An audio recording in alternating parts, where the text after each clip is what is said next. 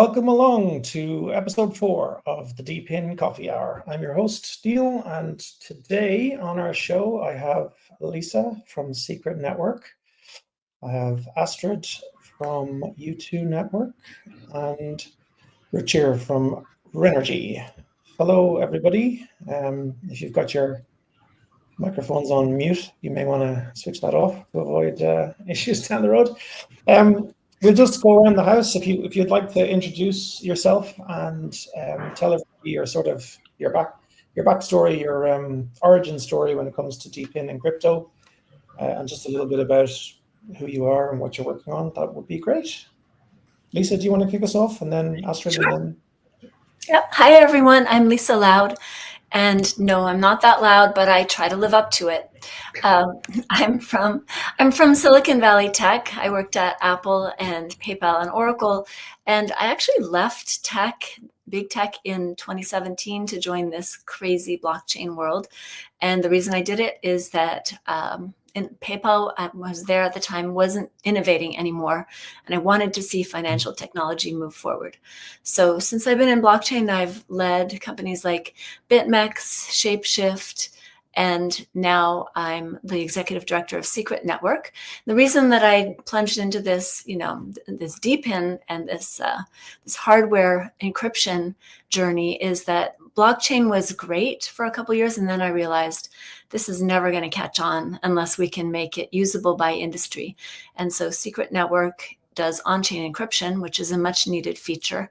And today I'm also going to be talking about Silent Swap, which is built on Secret Network and really helps us advance the industry forward. So happy to be here. Thanks for the welcome.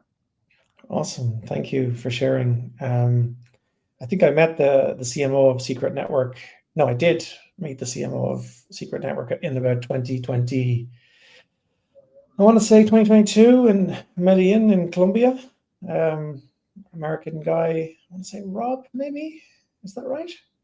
No, maybe it's a different... Before my time. I've only been there 2 years, so maybe. Yeah, maybe it's a different person. Yeah, it doesn't matter. Cool guy. Astrid, how did you get into this crazy world of crypto? Yeah. Hi, everyone. A pleasure to be here today. And yeah, thank you for inviting us to join this beautiful section.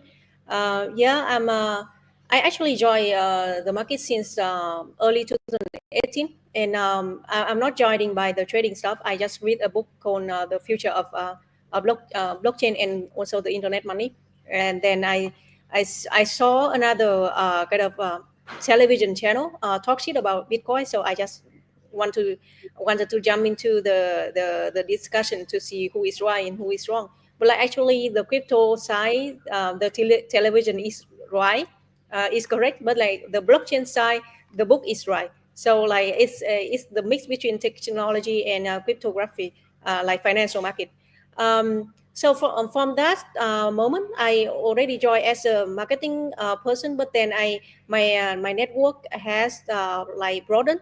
Then I can do the business side as well. But like I work mostly for the layer one as an ecosystem, so I can have the broader side, broader view for the infrastructure purpose. And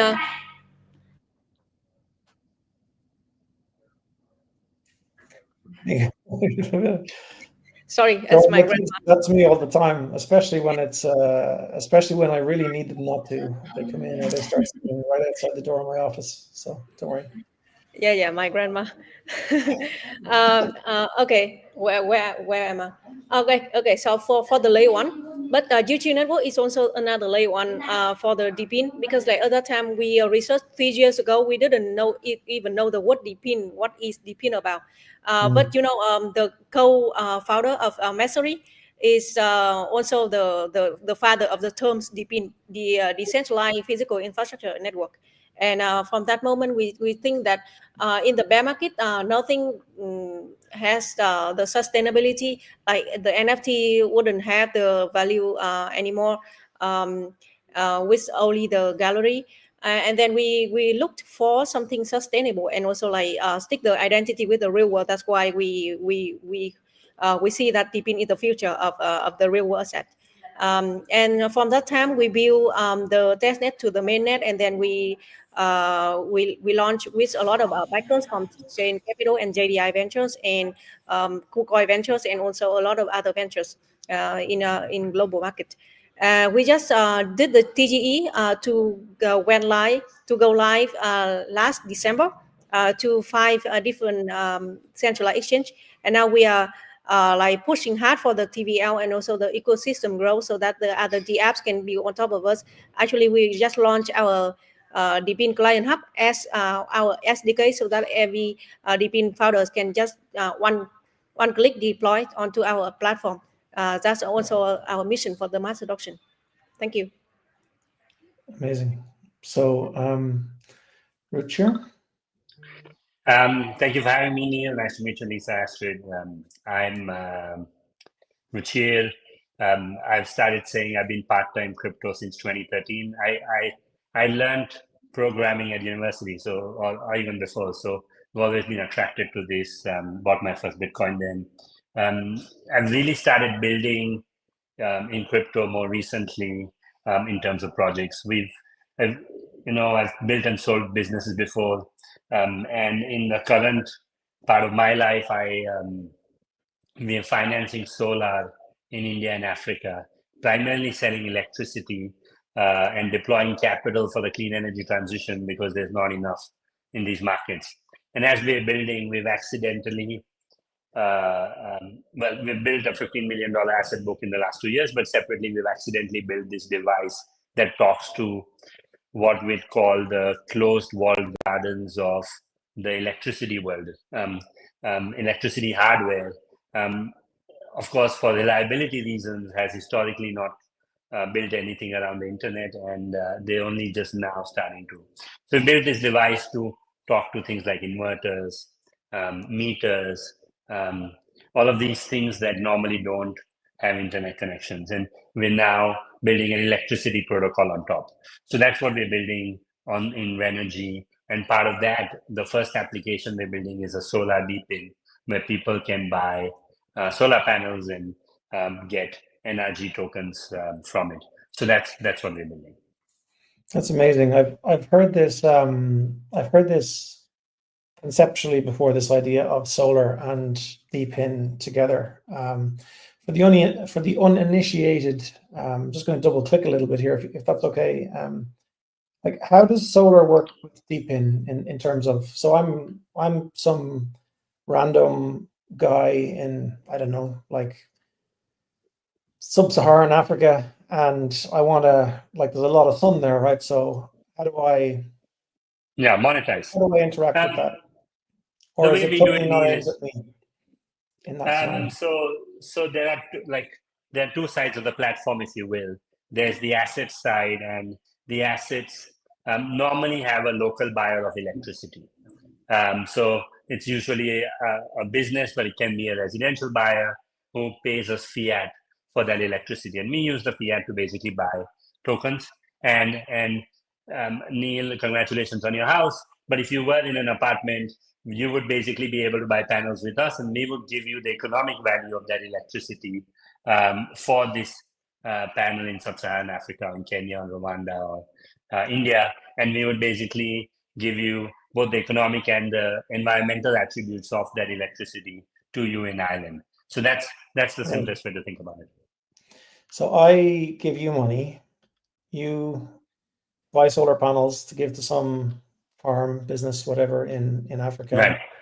And then the economic value of that comes back to me as a participant of the network. Right. And the long-term goal is to allow you to then make your electricity payments with our token. So the idea is to use NRG as the medium of economic or communication transfer for the electricity. And this is sort of the first use case. We happen to have $15 million in assets that we can basically put on chain. So it just made sense to make this the first application. That's amazing. So basically, I get how I would win in that situation because I've bought something and it's going to help me pay for my electricity. So that's cool. What about the business in Africa? What's in it for them? What's their win? Yeah, so normally Yeah, so the cost of electricity, the cost of hardware, the cost of solar usually is in these markets, let's say, for the sake of easy maths, is $500 a kilowatt. So if a user on the ground of electricity needs 100 kilowatts, it's going to cost them $50,000. $50,000 for the small or medium businesses in most of these places is a lot of money, and they could have that money tied up, let's say, in machinery or things they need to run their business, inventory. And they don't want their money tied up in electricity. But at the same time, power in a lot of these places might cost a lot more. It might cost 9, 10, 11 cents a unit. So we spread the cost of that solar plant over 10 or 20 years by charging that business 8 cents a unit. So they're directly saving 2 or 3 cents, going green. And now we're basically capturing that, buying the token, and transferring you the value meal in Ireland. So that's how we basically benefit everyone in the chain. But what we're really doing is we're mobilizing more money for the space because we need more money to go into these markets for the clean energy transition. Yeah, absolutely. And I mean, sun is such a good one in those places where it's kind of ironic. It's like one of the ironies of the world that we have all these resources and no capital to actually activate it. So that's amazing. Thanks, Richard. Lisa, do you want to walk us through Secret Network? I'm a little bit familiar with insofar as it's a privacy-enabled layer one. Yeah, but I didn't know about Silent Swap. Yeah, I just love the interaction between the real world and blockchain, and I think that's why I'm here, because Ruchir, that's like fascinating what you're building. But a lot of stuff in blockchain is kind of, vague promises and future vision without any real connection, tangible connection to the real world. And I think that's why I like DePIN, because there's a tangible connection. So where Secret Network is connected with the real world is that all of our validators run the Intel SGX processor, and that means that there's a trusted execution environment as part of that. Now, not to get too technical and boring, but essentially blockchain is all about encryption, right? Things that your private key is encrypted, but your actual transactions on chain are transparent by default. On most chains, it's all transparent. And if it's not transparent, it's something that everybody hates, like Zcash or Monero. So where do you actually create something that is usable by the real world? And I entered the blockchain industry in like 2015 and like seriously in 2017, but I've been around since 2015. And that whole time we've all been saying institutions are coming in, banks are coming in, and that whole time they haven't. And I think one of the big reasons they haven't is you can't just suddenly put your entire ledger on chain and expect to run your business as normal. You create a huge attack surface by increasing the transparency and reducing the privacy. So no real business wants to do that.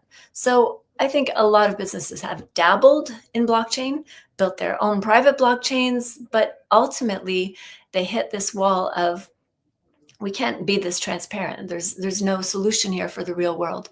So the way Secret Network is constructed or architected is that all of our validators run these hardware chips, these Intel SGXs, which means that they all communicate together within an encrypted walled garden, I guess.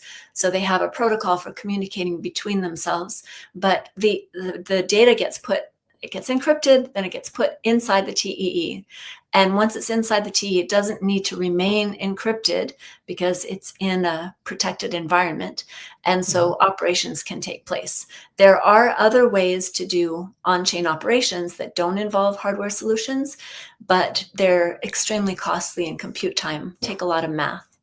So TEEs are this way that you can have blockchains, and it's a shortcut to having on-chain encryption without the cost of doing operations on encrypted data, or encrypting, decrypting, or having multi-party compute. There's a lot of different ways to solve that problem, but TEEs are the most practical and present solution today in today's market. And then the other problem that we have, I just want to talk a little bit about Silent Swap. Silent Swap is built on secret, and it allows you to do transactions without, it does a lot more actually, but it's basically the ability to do operations on chain without having them be transparent. So secret is the base layer. It's the layer 1 blockchain that enables all this, and Silent Swap is built on top of secret. Without secret, it wouldn't be able to do what it does, but it does allow you to transact privately on chain. It allows you to pre-select your actions, pre-approve actions. Imagine having an order book that actually worked. You know, DEXs have never been able to rival the stock market, right? Because stock market can have resting orders. It can have a huge amount of stored history and data, whereas DEXs can only operate transparently and immediately. It's very difficult to have a limit order, for example, on a DEX. But with Silent Swap, you'd be able to do that. You'd be able to preset your voting based on certain conditions. There's so much you can do when you have this tool that allows you to keep your own stuff private, but transact on chain without having to sign every single transaction. So I know that went a little bit deep, but it is where we intersect with DePIN, is that those validators with SGX. Okay, so there's quite a bit to unpack there, I would say. If you don't mind me double clicking on a few things. Just in terms of secret, and because you mentioned Monero and Zcash, or Zcash as we'd say in Ireland. And Canada too, but yeah. Really? Okay, good to We're know. a Z country, yeah. I suppose it's the British. It's probably the British that's the reason for that. But in any case, how do you, like, obviously there's the technical side of things, but like, you know, outside of the technology side of things, how do you see secret being different from Monero and Zcash? Yeah, great question. You do things, because I'll tell you why. The context for the question is that it seems like crypto has basically always been under siege as being the medium of transaction for criminals, etc. And the secret networks, I feel like, not secret networks, sorry, the privacy-enabled networks, layer ones in the past, I feel like have gotten that double as hard because of the fact that the privacy element, they're like, well, it's, you know, that's even extra like better for criminals, kind of on that side of things. So I'm kind of curious about how you see secret network being different and why we should all go check it out. And as a second part to that question, is it completely designed for business or retail as well? Okay, a lot of questions, but let me start with how it's different. So we call it confidential computing to differentiate from privacy chains. So secret network transactions are transparent by default. They're not private by default. So if you send secret tokens around, it's not private. What we do is we encrypt smart contracts and we encrypt data. So it is possible to make a smart contract that will do private transactions. It is possible to do private transactions on secret, but it's not the default. Our main value proposition is really that we allow you to create a smart contract, then encrypt it and run it without having everybody in the world be able to see your smart contract. So the way other people solve this is they have a smart contract that calls an off-chain library. Okay, that's not really decentralized, right? And you kind of break the trust cycle there. So you can, and on secret, you can have your smart contract audited professionally, but then you don't publish it to the world of hackers to say, here, try to find some way that you can exploit this and take all the money. It's encrypted. So that's a big differentiator. Monero, Zcash don't allow you to encrypt smart contracts. The other thing is that we encrypt data. So whatever call data that you have within whatever payload or message that you're sending with the blockchain, that data can be encrypted. And when it comes to AI, this is a really big differentiator, because if you wanted to train a model completely on chain, all of the data that goes into the model, people want to do decentralized AI, which makes sense. We're not going to get into why that's a good idea, but it is a very good idea if we don't want to get into a big brother situation in the future.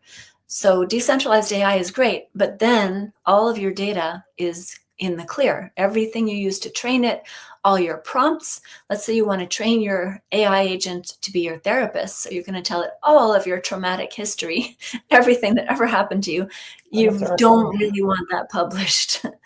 So with Secret, we allow you to do, we have the AI infrastructure. That's how we're building it right now.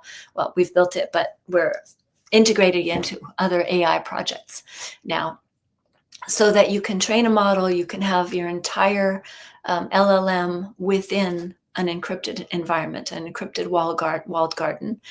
And that allows you to create decentralized AI that is private to you. So you have the viewing key. You have the right to ask your AI about your history or to share that history with someone else, but no one else can look at your LLM and figure out anything about you. So hugely important for the future of AI. I could talk about that for hours. That could avoid extinction. I know that sounds dramatic, but AI is so powerful. If we don't build it right, it can lead to a very bad outcome for humanity. But if you build it right with confidential computing, it can lead us to nirvana. We can solve diseases. We can figure out climate change. All these things can be solved with AI as long as we do it right. So I'm wandering a little far afield from your question, but that is how we're different, is that we encrypt the smart contracts and the data, which is essential for blockchain development. And then your second question kind of hit me out of left field, and now I've forgotten it. Do you remember what it was? Yeah, no, I think there's an excellent soundbite in there, something about Secret Network being the differentiator between nirvana or annihilation. Yes, exactly. But that's real CMO territory. You're dipping into there in terms of brand positioning. But my other question was, yeah, no, I've actually forgotten my other question now as well. So don't worry, we'll come back to it. It'll come back to me, I'm sure. Yeah. Yeah, just on Silent Swap before we move on, because you'd mentioned that before. So in the case of Silent Swap, is it a case where you mentioned a bunch of things about Silent Swap? Actually, I'd love to know a little bit more about. But one of the main things is it like you compared it to a DEX? So right now with 1 inch or something like that, I can go on there and there's a certain amount that I can do in terms of things like take profits and those kinds of things. How effective it is, I don't know. It didn't used to be especially great, but I think it's gotten better. So just in terms of Silent Swap, can I go on there and trade like right now? Yes, yeah. You can. So Silent Swap is it's not really a DEX. It's just a way to transact. Right now we're on V1, so Silent Swap is in V1. V2 is coming, but today it's been out since November, late last year, I believe. And you can actually decide that you could do payroll on Silent Swap, for example. You could say, I want to pay 10 people. I have one wallet and I'm paying 10 people. I don't want anyone to see these transactions. All of those funds will be split up. They'll be routed through Secret Network so no one can trace them, and then they'll be sent to the individuals. And of course, no one would argue that payroll should be transparent, right? So we're not talking criminal activity, we're talking business use cases. I think your question was, can retail use Secret or is it just for business?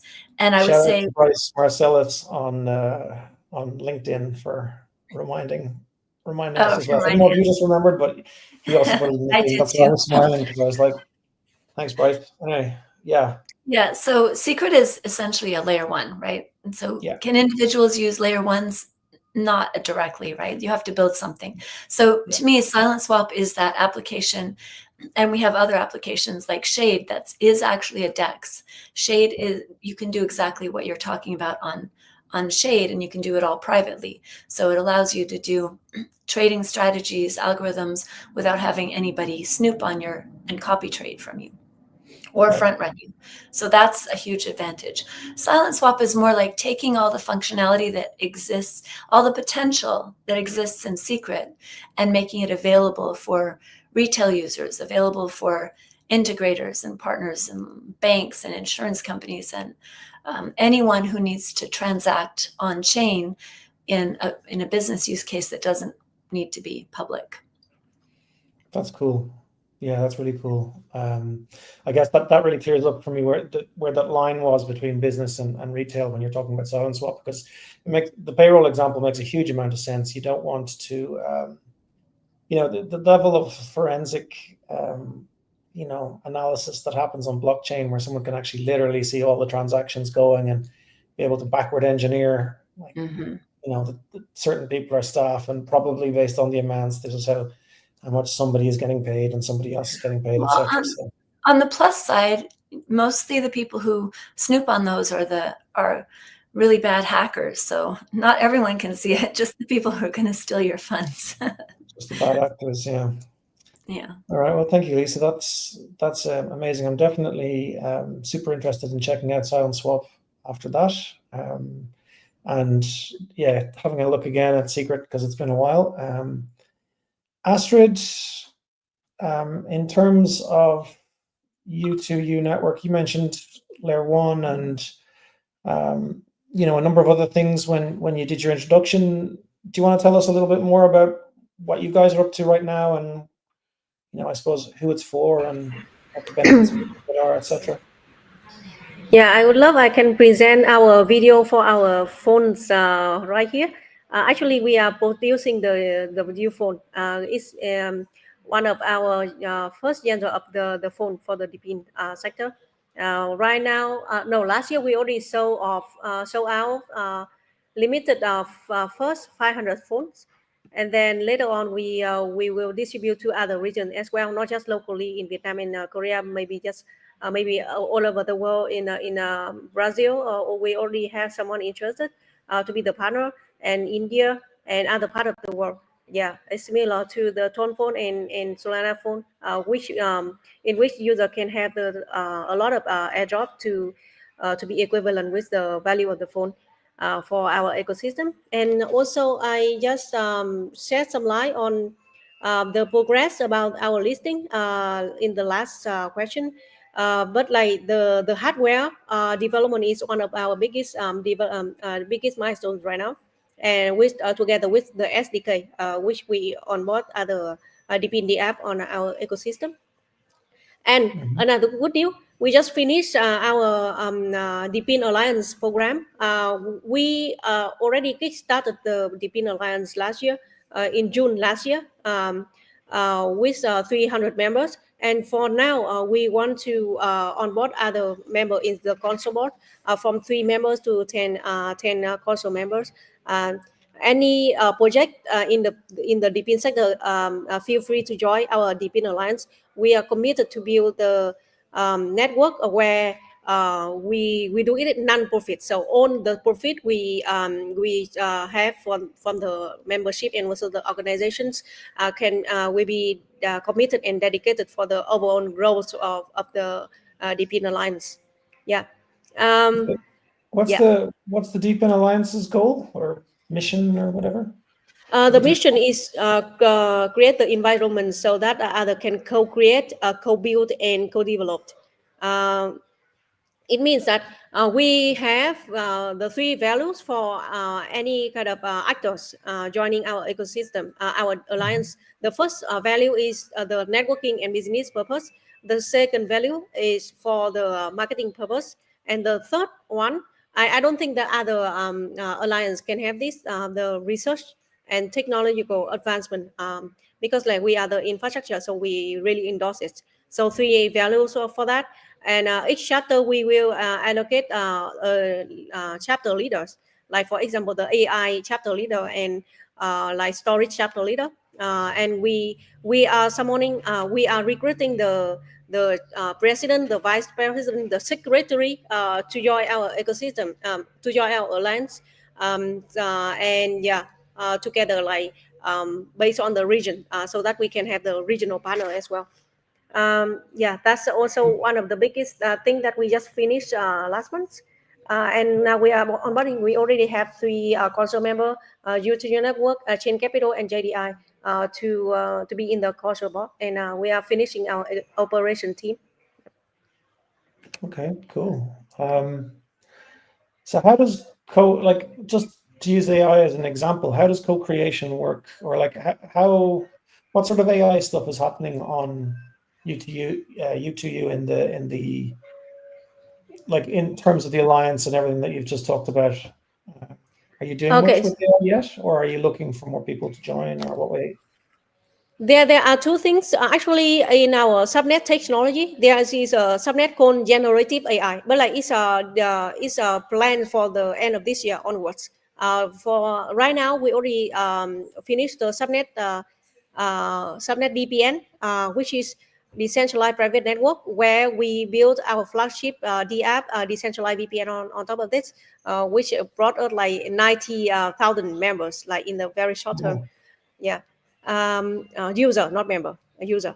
And then we have the subnet game engine as a layer G, as a SDK for other gaming and gamification platform to be on top of us, and like as the user acquisition tool for the user flow into the ecosystem. And then the generative AI is a next subnet, and that's the first one related to the AI. The second sector that we on board is the AI chapter leader. So with that chapter in our DePIN Alliance, we hope that there would be someone in the leader rank, or like the founding rank in the AI projects within the DePIN ecosystem, within the DePIN market, to join to lead it. So if anyone here like know any kind of AI founders, feel free to refer. And of course, like AI and DePIN is under the bigger terms, real world asset or real world application. So like we happy to onboard both of them to be in our ecosystem. very good. Yeah. You mentioned users. Who like does the user flow into the ecosystem? Who would a typical user be? Okay, so for other D apps from other team, not built from the internal team, they will collaborate with us. They by applying for the grant or the win or as a winner from our hackathons. So we hosted twice a year for the hackathon, and also like the grant they can actually apply for the whole year, like more than $1 million in terms of the grant. That's for the D app outside our team. For the D app that we built, actually we need to build for the XSubnet. We need to have the demonstration by our own internal technical team to build the flagship D app on top of that, and as a proof that our infrastructure work very well. So for that, each subnet we already have the flagship products, the apps. And for the user acquisition, we have the DePIN client app. DePIN client app is also the Telegram mini app, where at first we use a tone ecosystem, but now it's switched to our own DePIN Tele mini app as the user acquisition. Now it has brought to us like 1.4 million users onto flocking into our ecosystem by that mini app that's already really focused on the DePIN section. It boosts traction.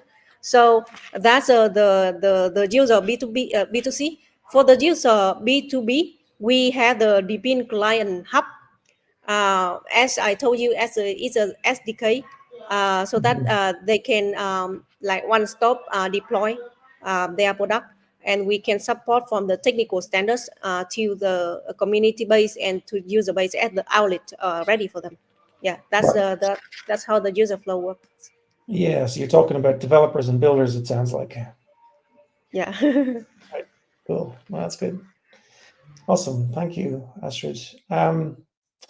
Richard, if what you're working on now or sorry, I should say when what you're working on now is wildly successful, what would that look like in 5 years? And actually, I'm going to ask that question to everybody, so we'll just go around. I don't know if you're all in the same order for me, but it'll be Richard, Lisa, and then Astrid, if that's okay. So I'll think about it from a user perspective, because that's all that matters. How do we add value?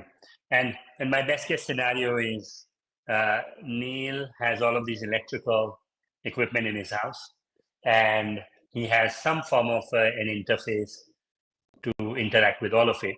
But in reality, it's more post-event rather than doing things for electricity. So for example, you might have an EV charger in your house, you have a car outside, you have panels on your rooftop, and all of the interactions with electricity is being handled automatically based on your preferences.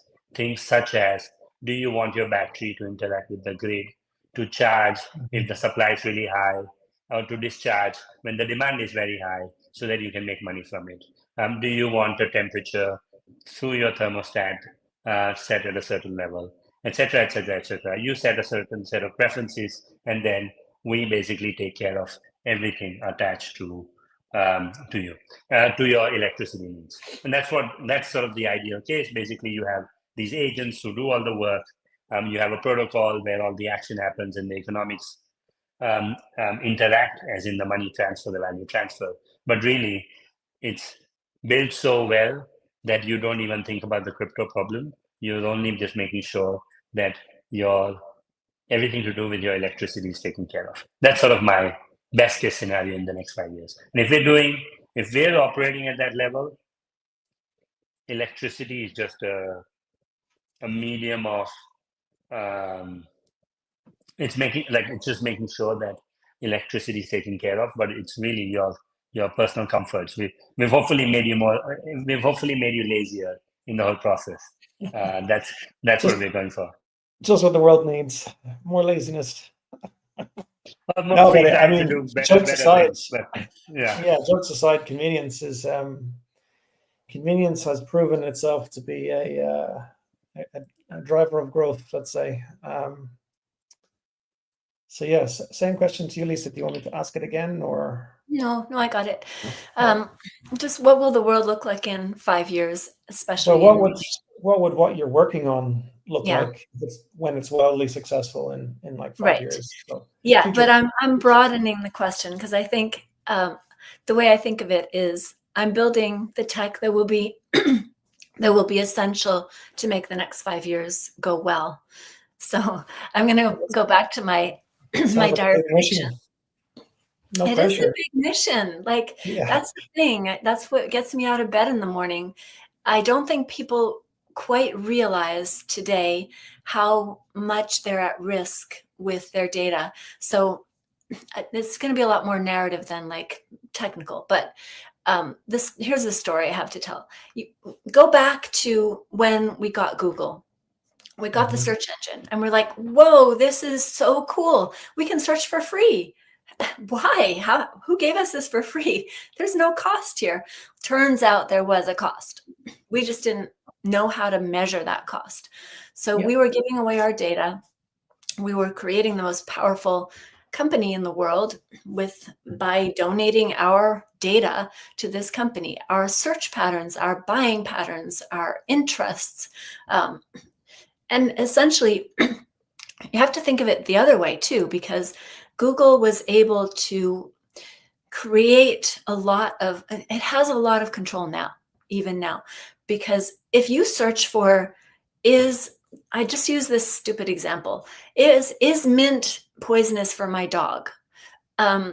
Okay, Google can tell you a bunch of search results. There's everything on the internet. A bunch of search results that will say, yes, mint is poisonous for your dog. If your dog has eaten mint, please buy this product right now. Or I don't know. It can tell you whatever you want. It doesn't have to be true. Ideally, they have ethics and they will show you the most true information, but there's nothing actually preventing them from telling you whatever it is they want you to believe. Politically, in terms of products that are best, what you should buy, what you should do, what you should believe. All of these things. So you can see that even in the case of Google, there's a possibility for hive mind and mind control. They can limit the amount of information you have access to. Okay, now, in the future, I don't think we're going to be typing into search engines. I think what we're going to be doing is talking to an AI, and not all the AIs in the world. We're going to have one agent who just operates for us in the world. that agent will go talk, my agent will go talk to your agent. For example, I want to say, hey, I want to tell my mother that I love her. Okay, I'm not going to do that. I'm going to say to my AI, hey, go tell my mother that I love her. And my AI is not going to go tell my mother anything. It's going to go to her AI and say, when the right moment happens, tell Lisa's mother that she loves her. And the AI is not going to go tell her. It's going to decide, okay, this is the right moment. So all of this is going to happen. It's going to be a different world in 5 years. We're going to talk to our AI more than we talk to anyone else in the world. And that AI has to have all our preferences, all our personal information in order to operate well in the world on our behalf. Otherwise, it wouldn't work. Am I going to trust an AI that is controlled by, not to pick on Google, but someone like Google? Am I going to let Google be the controller of information to and from my AI to me and to everyone else? No, I don't want to do that. So the only way to avoid that scary reality is to build in confidential infrastructure so that your AI cannot be controlled by anyone. No one can be in the back operating the puppet strings. Your LLM, your agent will be confidential, will be tied to your permissions. You can share information from it if you want to. You can decide not to if you want to. And that agent will go out in the world. You can trust that it is only your agent, that it has your directives as its prime objective. It doesn't have some other agenda that it's trying to push. And that's why I say that the future is scary. The future is very powerful with AI, but the future is very scary with AI if misused. And so what we're building at Secret is that confidential infrastructure so that the AI can be owned and controlled by you. Your viewing key can control the data that goes in and out from that. So that's why I'm excited about what we're doing. Then if you ask me what's our project gonna look like in 5 years, either confidential AI is going to be everywhere, everything's going to use this infrastructure that we're building, or we're not going to be here, so it won't matter anyway. So I think that this is a really, really important topic. The problem is that people don't really care about privacy today, and it's inconvenient. A lot of it costs convenience. Yeah, No, it's always that trade-off. Yeah. Convenience. Sorry, go ahead. Convenience versus safety. Yeah, but you see, I think most people don't see it like that. They're just too lazy about thinking about technology and lack the desire to actually understand it enough to realize the danger. It's fine. It's like always reminds me of that movie that Will Smith was in years ago. I just can't think of the name of it now, but yeah, it was like that. I was like, it's fine. What are they going to do with my data? They don't care about me. And then he gets targeted, which is a really ridiculous example of of things going wrong. But it does kind of highlight the point that like complacency really isn't going to get us where we want to be. That's for sure. Exactly. Yeah. The very first project I worked on was an attempt to have a privacy-based. This is back in 2017. Was to build a privacy like Facebook or a social network where privacy was important, and was respected. It didn't go very well in 2017. I think it was ahead of its time. The technology just wasn't there. And well, that's what I worry about. That how long are we going to be ahead of the time? When are people going to care about privacy? And that's why I talk about this really dire situation, the crossroads that we have, because AI is accelerating everything, and we're rushing towards this future that could be really good or could be really bad. So I'm really trying to make it so that we think about privacy in a different context, but it is still ahead of its time, unfortunately. Yeah. Lisa, may I ask, because I'm just curious about how do you think about this? I often wonder, privacy is really only something you consider when two products offer the same thing.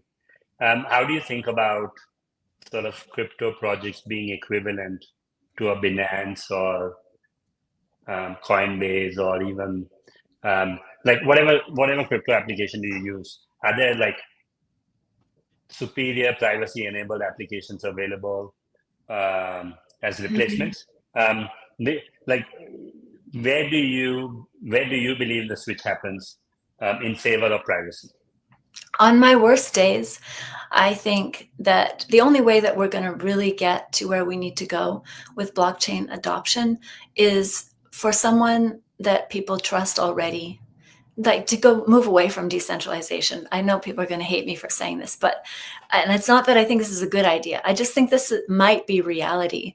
I think if Apple decided, okay, we're going to make a private blockchain that everyone can use, and we're going to install it on our iPhones, I think then we'd get blockchain adoption because people trust Apple. People don't trust themselves. And the whole premise of decentralization is your keys, your custody. That's great if you trust yourself, but most people do not trust themselves. They want some fallback. They want some safety net. And we have not been able to create that safety net within the context of decentralization and self-custody. So, but I will say that Silent Swap does allow you the opportunity to have self-custody without this terrible user experience. Self-custody with some kind of backup. The technology is now evolved and mature enough that we can integrate Silent Swap into projects, and that switch can happen that you're talking about, Ruchir. We can actually see that people adopt it. People adopt privacy. People adopt self-custody, security. But it's going to take a lot more UI building for people to get there. And maybe it's possible in a really decentralized world, but on my worst days, I think it's not going to happen until someone like Apple decides it's important. Yeah, that's a great question, Richard, and also a great answer, Lisa. Thank you for that. It's the question I asked the last episode, I think, that I did about that, whether the guests thought we would ever reach a point where our decentralization was equal to centralization in terms of, just the market share of some of these applications and things like that. Well, one of the strangest choices I saw recently, which is not a Web3 example, but a Web2 example, is if you use WhatsApp on your phone, Meta has integrated AI into WhatsApp. And interestingly, the AI doesn't interface with your chats. And I think they made a decision to not have the AI learn from your chats. To be honest, I don't know what the right answer is, but I was surprised that that's the choice they made for me. It's like one of the most mainstream examples I've come across where the big company has chosen to prioritize privacy. I'm going to look into that. I want to know more about it. Thanks. Yeah, me too. I don't. Funny, it's that you're talking about trust, I think, because trust is so important, and it's also so central to the idea of where all of this came from. Trustless systems, where you didn't have to trust. I don't trust Meta at all. Funny enough, I don't think most people do. That's why I was surprised by it. This is the thing. The poster child for like, borderline abuse of people's personal data, let's say. I don't end up in court or anything, but just definitely they've towed that line, and maybe unfairly in some cases. Maybe intentionally. There was nothing bad there, but still, corporations, especially public ones, I funny enough do trust Apple more, which is probably stupid. Is that just better marketing, do you think? They just have that something that people love them. Yeah, definitely. I don't know. Anyway, so I guess, Astrid, if you want to take a crack at the question, which is, if U2U is wildly successful, what does the world look like for you in 5 years? And then I'm going to go after that for Havelo, because I haven't said it earlier. Sorry, it's on and off. Are you asking for the advice from U2U network? No, I'm saying, like, if U2U network goes like exceptionally well in 5 years, what will it look like?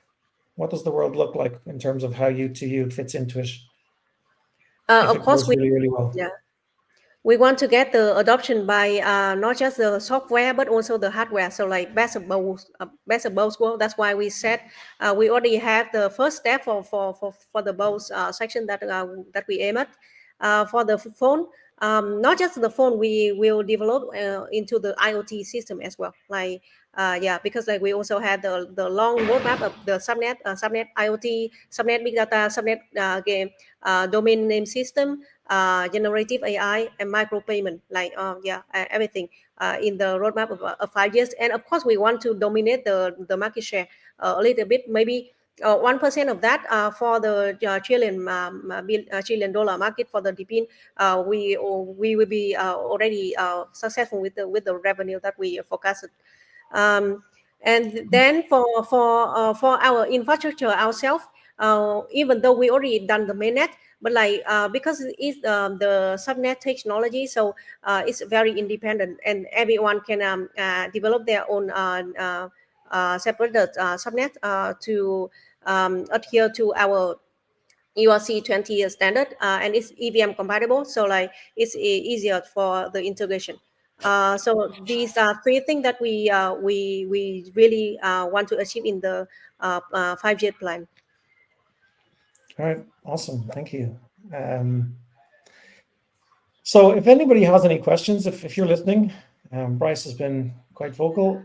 Actually, it wasn't iRobot, Bryce, just FYI, it was Enemy of the State was the movie I was thinking of. I Googled it.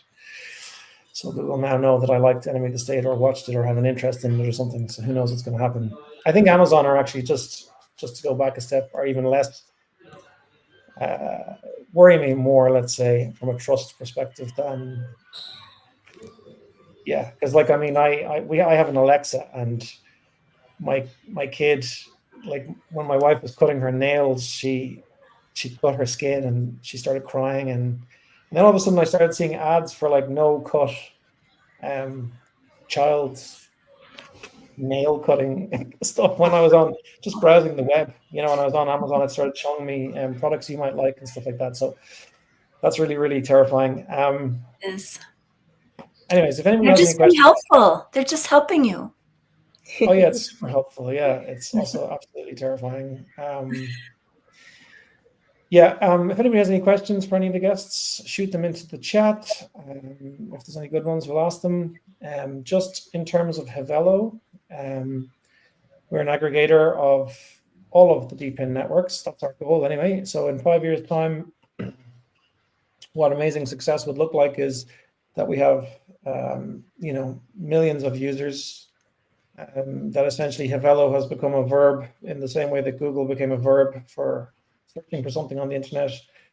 I would love to see Havelo become a verb that means,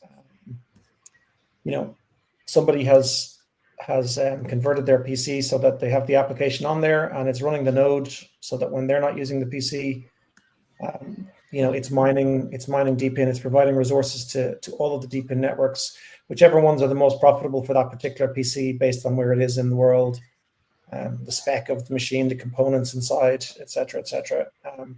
So all the various variables that are needed for any particular network. So we're hoping to have hundreds and hundreds of networks and an AI that just selects whichever is the most profitable, and then every user, whether it's just somebody in Pakistan or Africa or the US, whether they're a student or a gamer or just somebody who only uses their computer for a couple of hours every day and they just leave it running in the background the rest of the time. There's a million different potential use cases, but our users are just everyday people who have a computer that they want to offset the cost of through through running the Havelo app, basically. And that could be just paying for a little bit of the electricity, or it could be potentially a second income depending on where the person is. So what does it look like in 5 years, Neil? What it looks like is there's millions of users using it, and people are using our brand name as a verb, and it's providing a just ton of storage, compute, GPU, CPU,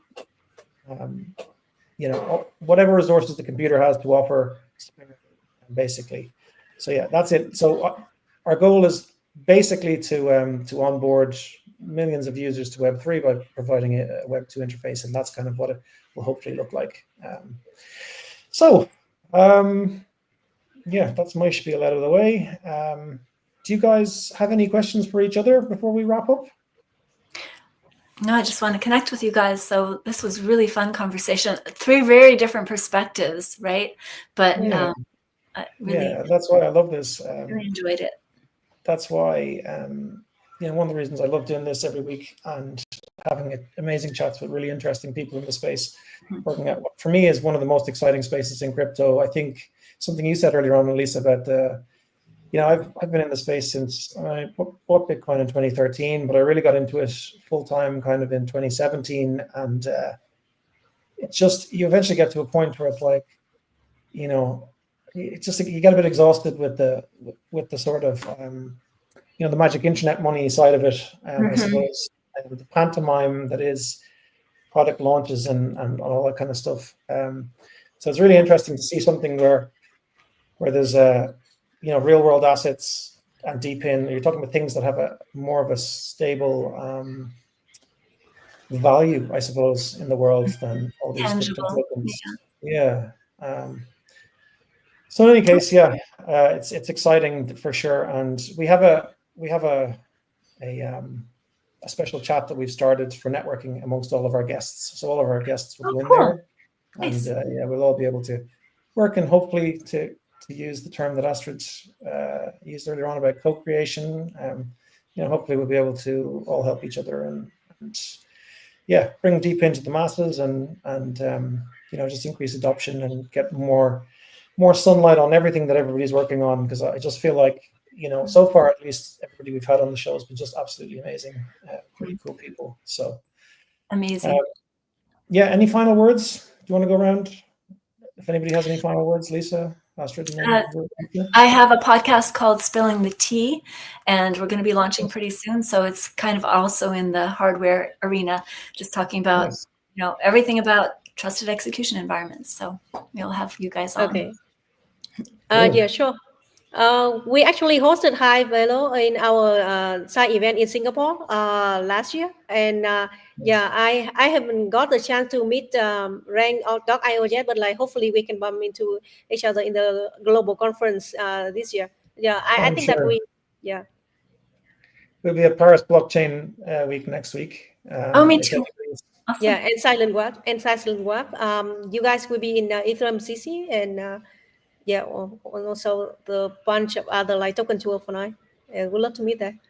Yeah, our 2 of our founders are going to Token, and a bunch of us, myself and Dom will be and Carla will be at the Paris Blockchain Week next week in the main area during the daytime. So if you're there, by all means, we'd love to meet up. Same goes for anybody else who's listening. If you're at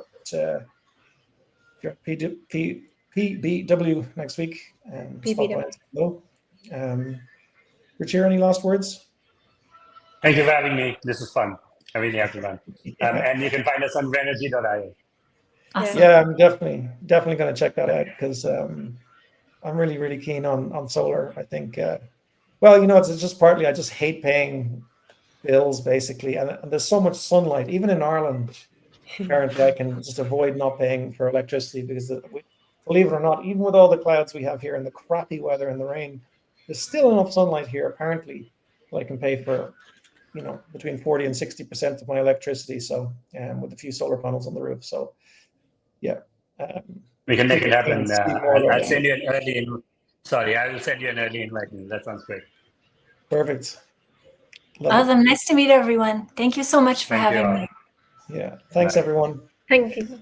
Thanks, everyone. So, thank you, everybody. So that wraps up our show for today. And until next time, we will see you then. Just if you have a computer with some spare resources, havelo.com. Very, very simple. It's easier even than installing Spotify. So until next week, ciao.